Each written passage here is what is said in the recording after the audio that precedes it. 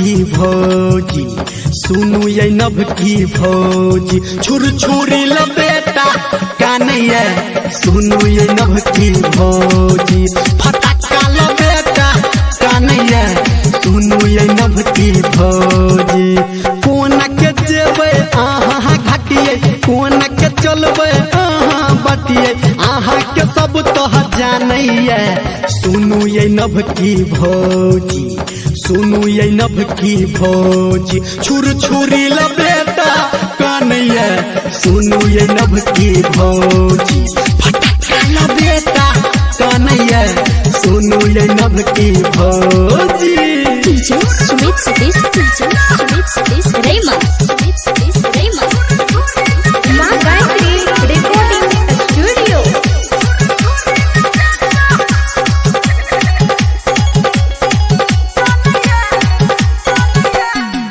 है अपने नया साड़ी पहिर न छिपे नैया ध्यानिए हाँ छठी घाट पे तेज कानत कोना के दिल जत कानिए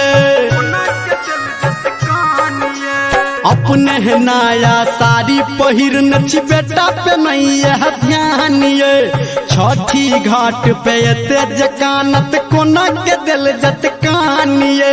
चुप करू नहीं बात मनैया चुप करू नहीं बात मनैया चार हाथ फानैया सुनू ये नभ की भौजी सुनू ये नभ की भौजी छुर छुरी लपेटा कानैया सुनू ये नभ की भौजी छुर छुरी लपेटा कानैया सुनू ये नभ की भौजी DJ Sumit Satish, DJ Sumit Satish Rema, Sumit Satish Rema. Present by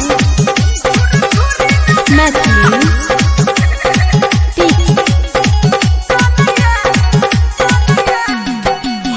ऐसन फैशन छोड़ के भौजी बेटा से करू न प्यारिए हाँ उग गेलैया सूरज गोसाई अब तक करू विचारिए ऐसन फैशन छोड़ के भौजी बेटा से करू न प्यारिए